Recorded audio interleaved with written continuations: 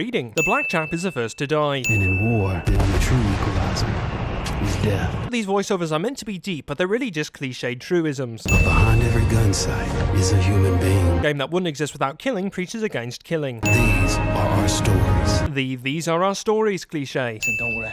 She'll look after you, yeah? The bird or the tank? Well, we just learnt that the tank's unreliable, and as for the bird, what the hell is he talking about? Are we in safe hands or what, boys? First we have Irish, now we have McManus. Who's the arsehole who keeps writing these bitchy arseholes? Get back in here and drive!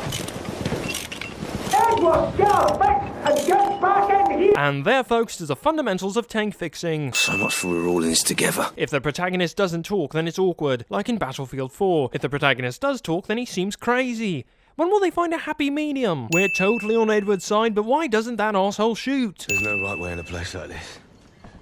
We'll find one. You're the driver. McManus's conversion was more sudden and less expected than Batfleck's. I thought you liked to bloody well fight! Edward's wrist or hand isn't broken. So, what do we do now? Driver. I'm all out of f***s to give about this unexpected and underdeveloped friendship. What the bloody hell? Blackburn manages to tie his foot to a chair without him noticing. Guess George Rackham's the deafest and blindest bloke ever. If you asked me to name my biggest fault, I'd have to tell you, I'm just not a very honest person. You seem pretty honest to me. Unless, of course, that isn't actually your biggest fault. Also, I'm all out of f***s to give about this roguish Han Solo type character. After doing some preliminary research, I couldn't find any camera like this that was available for use in 1918, but I could be wrong. Anybody know? Leave a comment. No Man's Land was amazing. Barbed wire, dead bodies, and debris. Dead bodies? I don't see any dead bodies. Look me in the eye and finish it! Ah!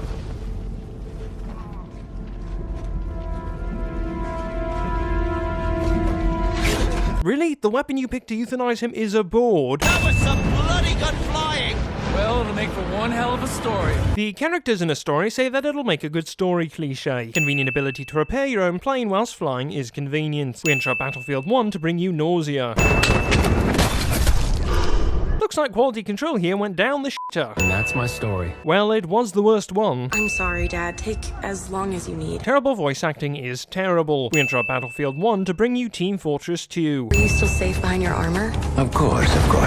Nothing could dent it. And I suppose nothing could slip through the gaps either? When I got up, I thought I had died and gone to hell.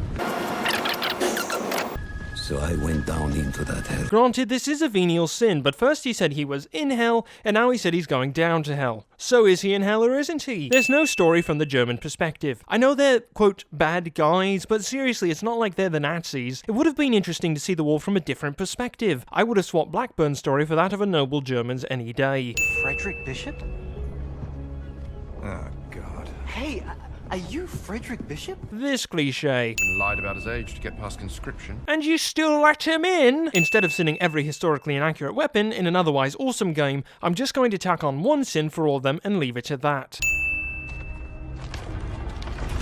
He'd literally disobey the direct order of his commanding officer, and there's no punishment. You're Australian. We're impossible to kill. Unless... not Kiwi, are you? Unnecessary Kiwi bashing is unnecessary. The Lord of the Rings films wouldn't have happened without a Kiwi. I'll make my retreat then. I'll say you're disobeying orders now. Is this really that much of a surprise? He lied his way into the service and he followed you at the beginning of the story when he wasn't supposed to. That's rank insubordination, mate, or at least I think it is, but I couldn't find the word rank. I just stuck it in there because it sounded more legitimate.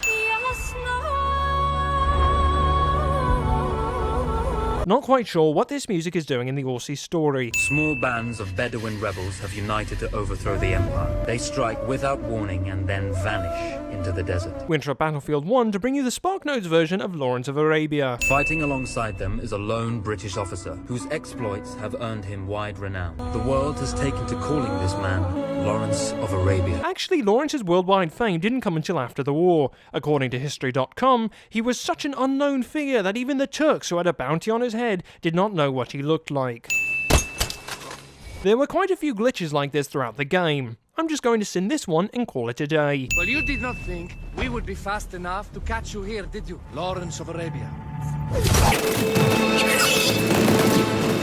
Actually, I was rather depending on it. We interrupt Battlefield 1 to bring you Assassin's Creed Syndicate. The Bedouin treasured their horses, and in return, those animals granted their riders unparalleled speed and mobility. He forgets to mention that the horses are immortal, and they aren't frightened by huge shells falling 2 feet away from you. One day, all this will be over. We interrupt Battlefield 1 to bring you the melodramatic voiceover from the end of Fallout 4.